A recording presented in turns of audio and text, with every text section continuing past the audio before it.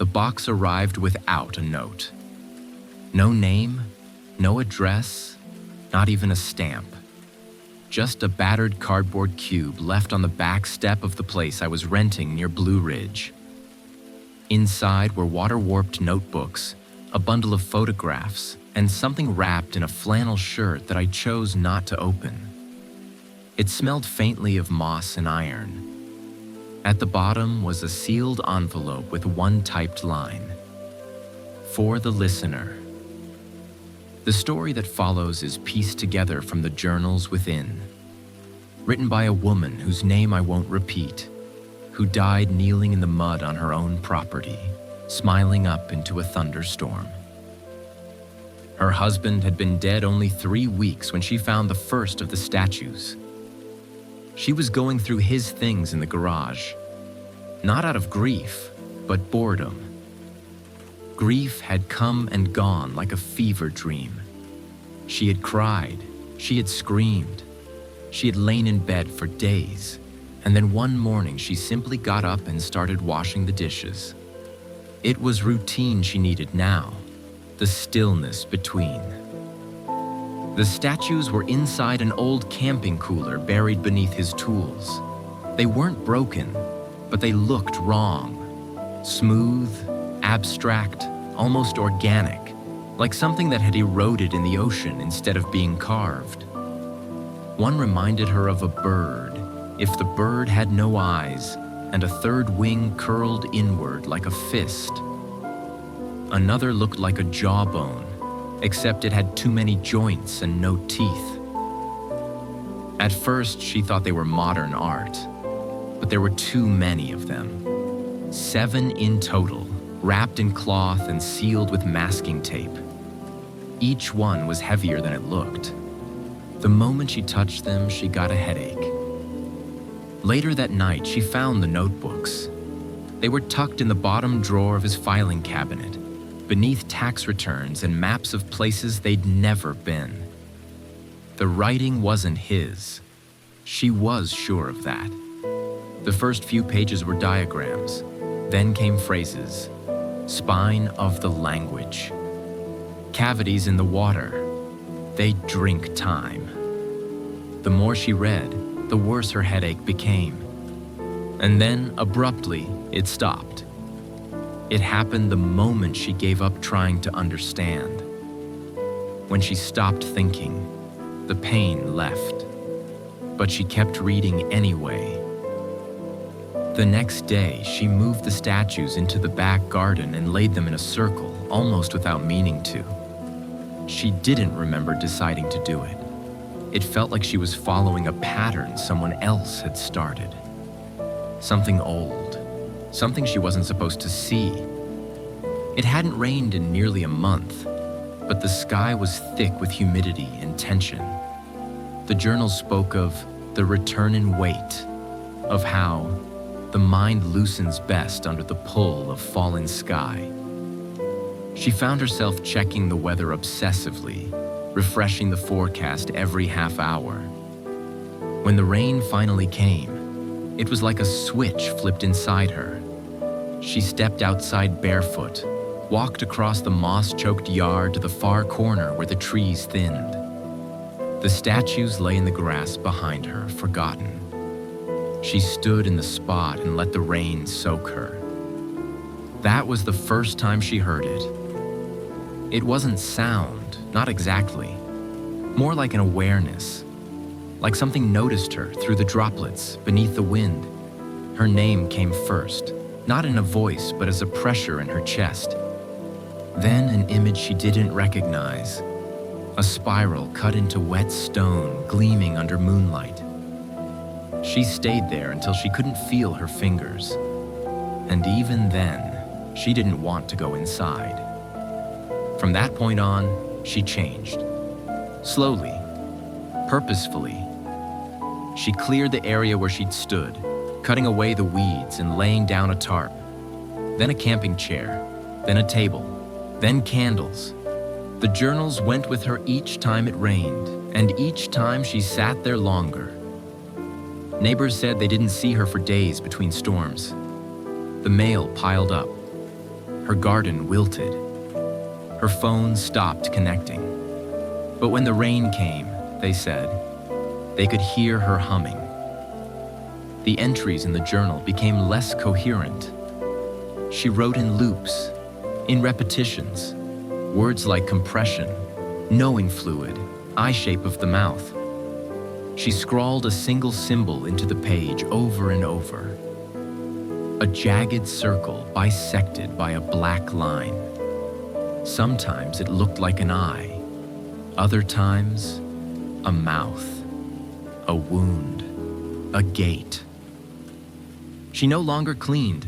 The house was still untouched, except for the pages taped to the windows, all filled with symbols.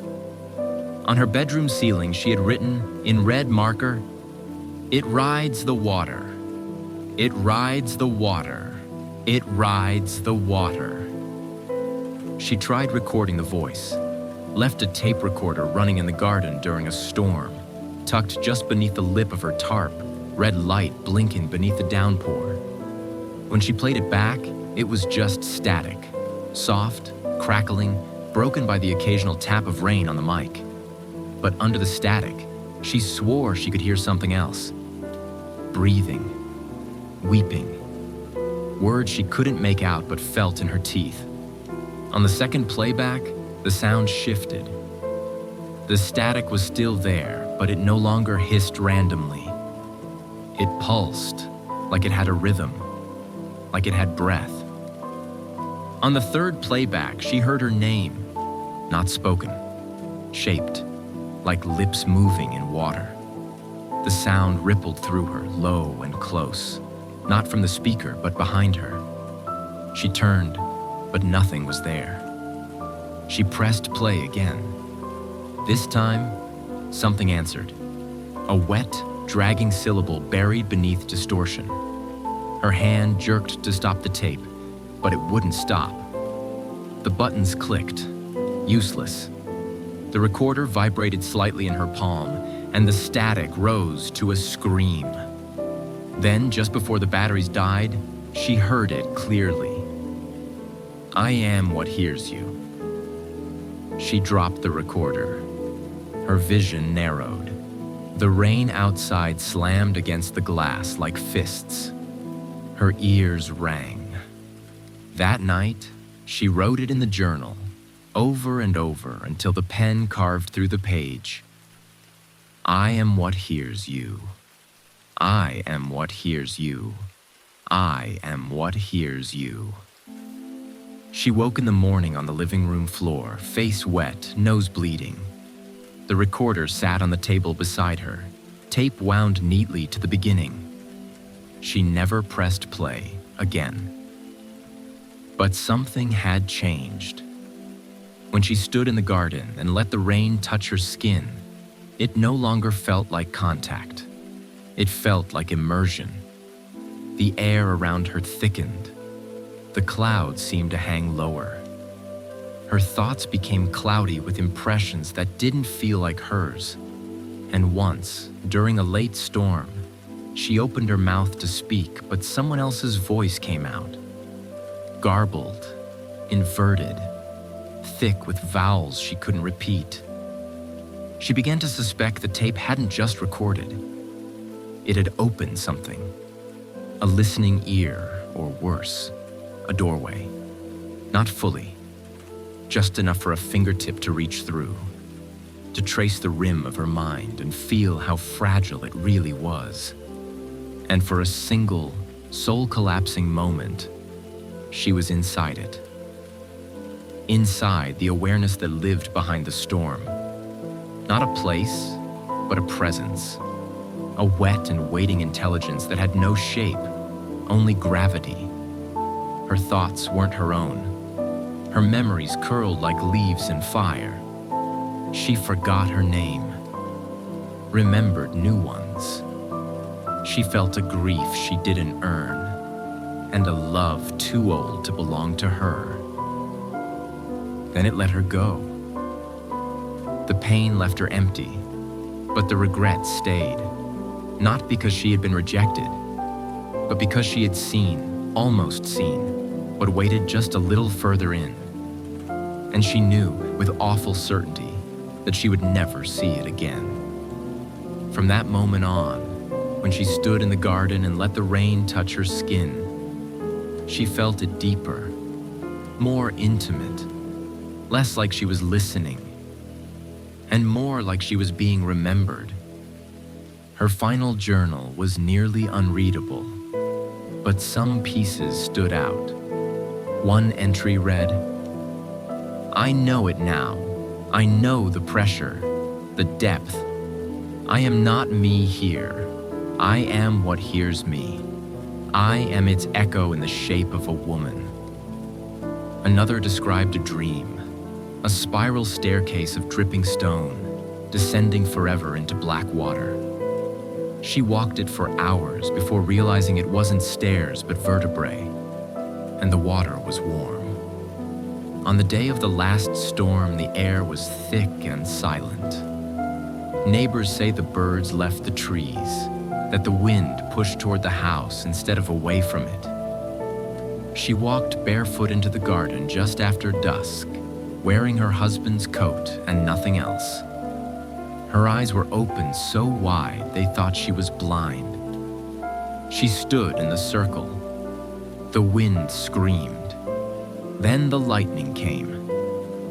A neighbor who watched from his porch said it struck her directly, but she didn't fall. That the flash went upward, not down. That the thunder sounded like a breath being taken. And when it ended, she was kneeling.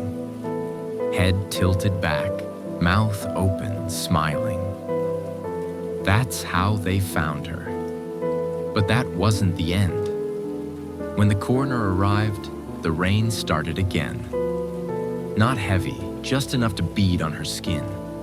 Her body was warm. Too warm. One of the EMTs said it felt like she'd just stepped out of a hot bath. When they tried to lift her, the grass underneath let out a sound. Not air, not suction. Something wet and awake. They never spoke of it again.